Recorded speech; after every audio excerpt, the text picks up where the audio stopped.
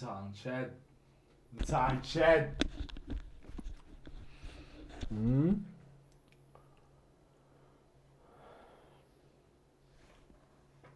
It's been a minute, Chad. It's been a minute. That name might be slightly familiar with you. The majority of you probably know him for his Air Max 97.1, or what about his sneaker store called Round 2, or even what about his collaboration with ASICS.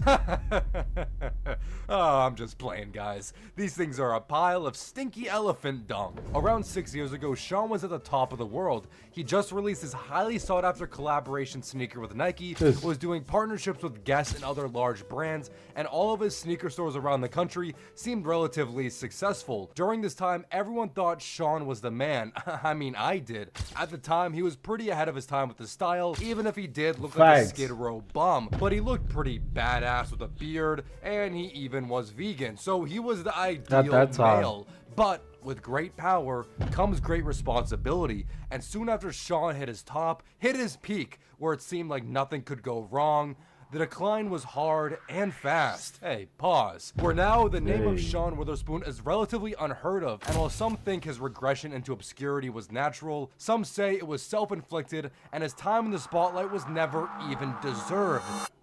What you mean? So, it's around 2017. Sean Wotherspoon just opened up his second Round 2 location in Los Angeles. And guess what? Nike was holding a challenge for a... Yeah, my bitch is dead. Umukopela 500. Tawotso re tlabe Halloween.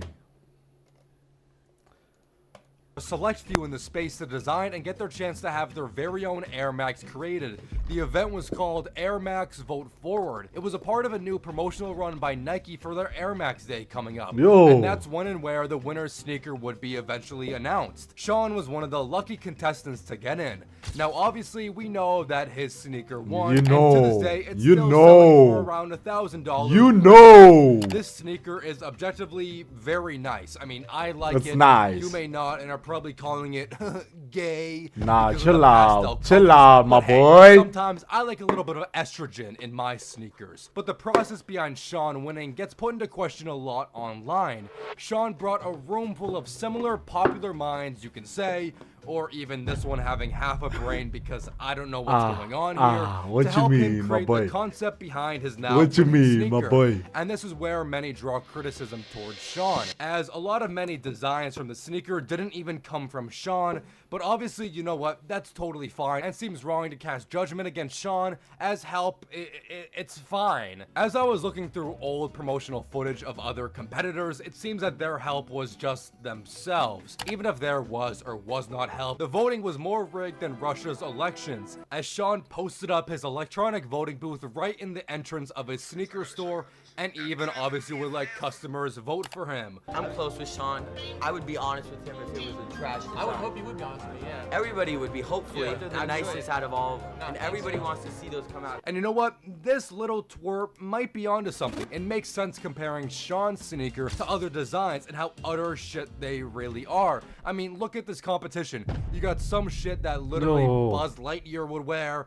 This is literally just a regular Air Max, but it's pink. I mean, it's literally pink. Like, what did you even do to it? And quite literally, the ugliest one out of everyone right here. But then you have Sean's, which I guess in comparison with these voting photos, I mean, it still looks like pretty horrible. After Sean won his rigged election, there was a major rollout in New York City, a campaign to run around the city and find his custom Volkswagen Air Max fucking van to get a free pair of shoes. And even a whole little setup in a store. Why waste another summer? Chill out, my girl. With Base 44, we turned that question into a... where his sneakers were being handed out by Sean himself.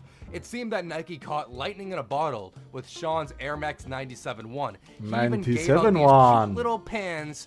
Oh, how cute. Also, this funny little hat. I mean, this is a little goofball hat. It's just so wholesome. Sean was heavily involved into the vintage and older Nike branding culture, which was seen throughout this promotion and also on the sneaker itself. Overall, it seemed very helpful that Sean and many other similar minds were able to not only create a sneaker, but a story and an overall message behind it, which I do believe played into the part So of I'd them love to winning. get This message and my marketing hands that on Sean these, was Joe. reviving was fresh and hot at the time, and when Sean would leak unreleased colorways Nah. and new silhouettes of other projects he's working on, well, everyone wanted a pair. But unfortunately, nothing would ever come from this. And soon after, Sean and Nike slowly became quiet, and all talk about the future just slowly faded until nothingness. It was just a year and a half from the first time the Sean Nike be Witherspoon doing this, 97 like, released yo. to then Nike and Sean splitting just in May of 2019. What up, I've been Prince? done working with Nike and at least another SW collab for a while. Still a lot of good friends there. I help when asked, but being able to spread my wings again is the best feeling ever. Which, when you read that, you don't seem to pull anything away from it, or it seems rather short and has some underlying sneak disses, Yeah. which, well, you would be correct. Also on Instagram during the same time this news broke, speculation and obvious disappointment was running rampant online. So Sean responded to his critics on Instagram with a lengthy comment. Hey, I'm gonna be honest, Sean. I'm not reading all of that. Basically, Sean calls his relationship with Nike a mutual split in the relationship with your girlfriend, realizing you were together for the Yes. wrong reasons. Yes. I'm sorry, but what does this mean? Like, this has to be one of It's the worst not you, it's analogies me. to the situation I could ever think of. Take your stupid ass story somewhere else and Facts. quit talking about It's my not life you, like it's it doesn't me. belong to me. I feel like Someone's we're a not little bit compatible. defensive. Then in the next paragraph, well, Sean basically shits should on go on Nike for them separate being ways. sneaky with this contract You with go potential this way, legal I go expenses this down the way. future, as he could not afford any lawyer at the time. So really, do you love Nike and does Nike love you? That doesn't seem like a mutual relationship Hey. at all. Considering how this contract ended, Sean was mad that Nike wasn't willing to distribute wholesale sneakers for his shop and the people he knows, saying that's what happens to people like Virgil Abloh or Kanye West. Well, guess what, Sean Witherspoon?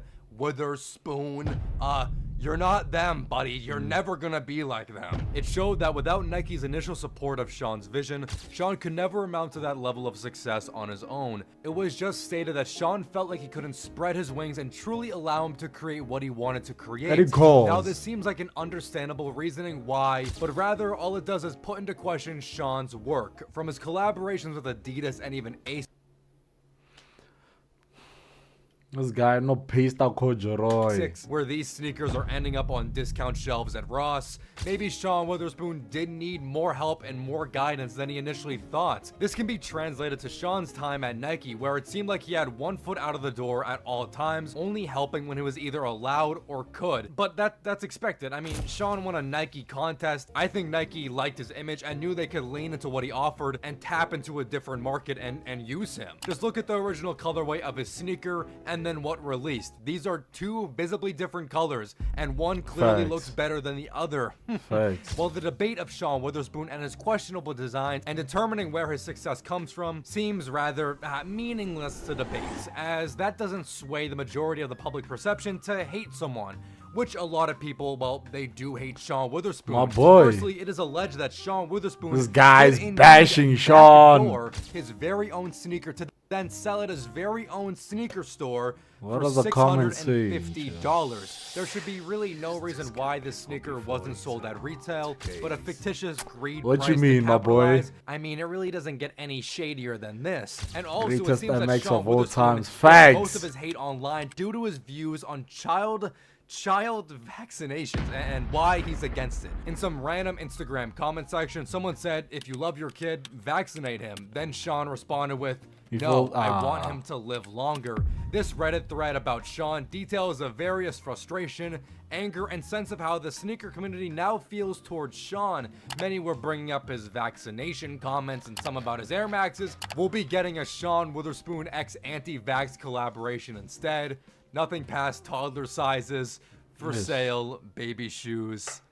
never worn. Oh, Jesus, that's That's brutal. petty. The opportunity That's Sean below was the presented belt. by having his very own sneaker with Nike That's was a below curse and the also a belt. blessing at the same time. Well, the blessing was creating a legacy and a name for yourself that eventually led to more opportunities. It also cursed him in the eye of the public due to his various actions, but they hate the Sean Witherspoon. They hate the actual person, the name, who he is, what he does, and what he means, and what he stands for. What does not he the do? name attached to his sneaker. And to some, that's all that matters.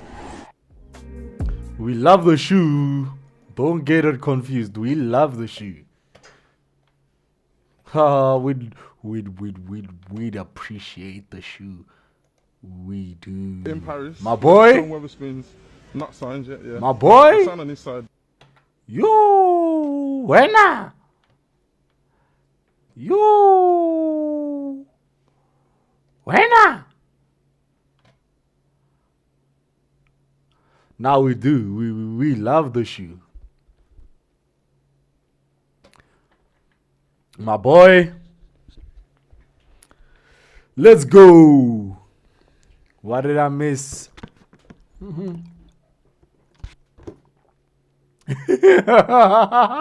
Nah, that's uncalled for, sure.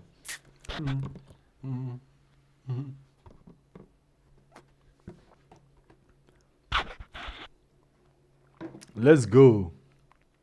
Beep, beep, beep, beep. What up, chat?